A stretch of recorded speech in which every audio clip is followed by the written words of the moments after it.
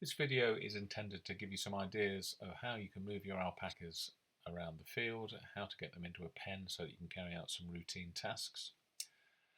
It's very rare that you need to use any force to handle your alpacas. Most of it can be done with technique. I know some of you will say, well, I can always get them in using a bucket of food, and that is true until the time that you can't.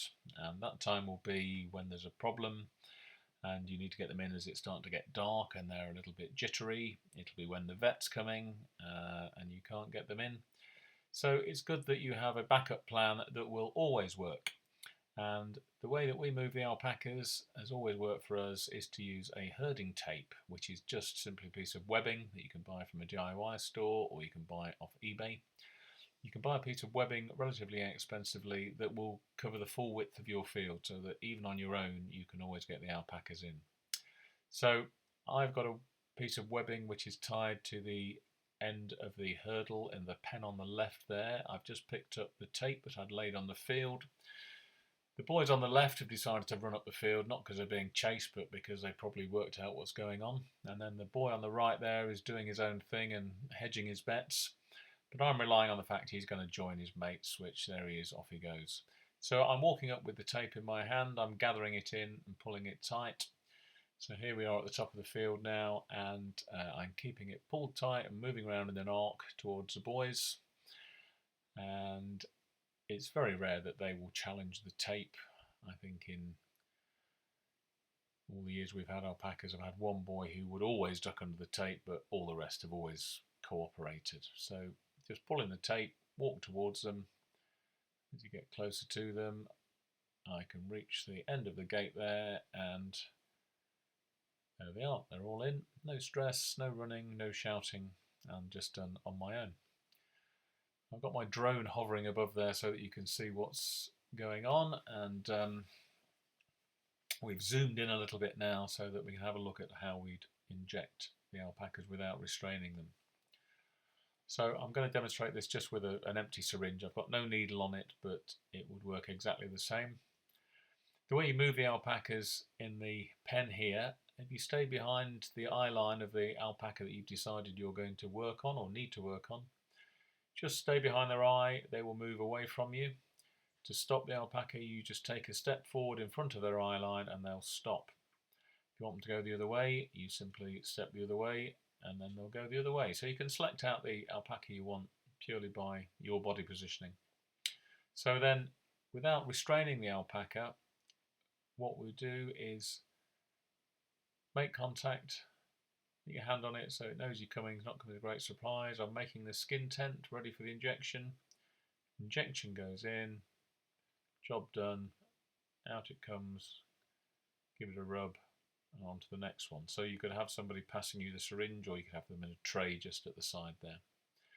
So in the real world, this next one is what happens. The animal moves, but the idea is that you move with it. So injection goes in, animal moves, you go with the animal. So the needle doesn't bend, the needle doesn't get pulled off the syringe, you just move with the animal. So I think it's that bigger white guy at the front there. So I move to the left, he's moving away. I step in front of him, he'll stop. If I step in front of him, he'll change direction so I can move him wherever I want. Come back here. As soon as I've got him, so he's got some of his mates in front of him, he's going to stop there, make contact, make the skin tent, in with the injection. And say there's no needle on here, but I promise you they'll stand there just the same as they are now. And on to the next one. So as I say, you'd have someone passing you the freshly drawn up syringes, or you'd have a tray outside. It's important that you get your hands on the alpacas to check their condition. You cannot tell the condition of a fleeced alpaca by looking at them. So you really need to get your hands on. So again, get them in a pen, get your hands on, and check their body condition.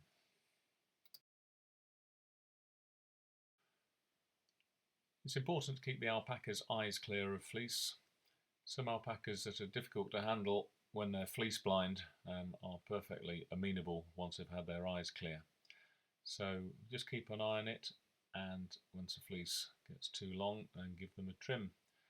So it's a job I do on my own. It's probably not the most relaxing few minutes of their day, but they don't get too stressed, and it's well worth the benefit of a minute or two of stress while they're being trimmed. So I'm just supporting him under the head there. I haven't got him in a vice-like grip. I just tend to give the shears or the scissors a bit of a click in front of their face before I start, so they get used to the sound and see them. And once you've sort of made contact and taken the first trim or two, then generally they're reasonably accepting of it. So I think, as you or I would be a little bit nervous in this situation, but it's soon over and done with.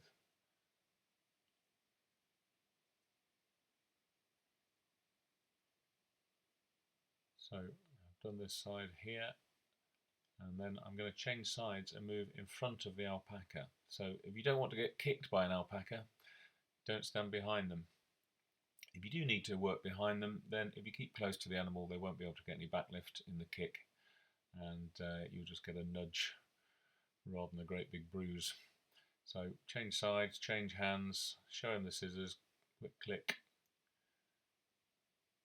He's obviously not totally relaxed about the process, but he's not too stressed, and we'll get him done. So I'm trimming so that even though you can see when it's dry on a rainy day, we don't want his top knot drooping down over his eyes.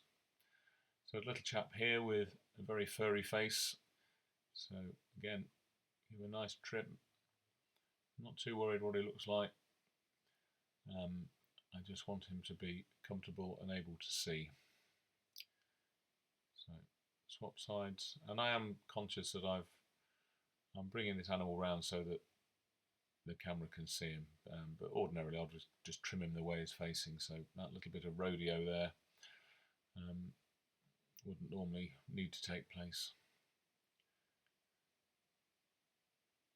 So trim him above the eyes, and get that bit that builds up in front of the eyes, just over the bridge of the nose there. Quick check round, all done, yep, get them back in the field. You don't want to keep them grouped together like that for too long, because they do like their own space. So that's the way I do it. I hope that's of help to some of you.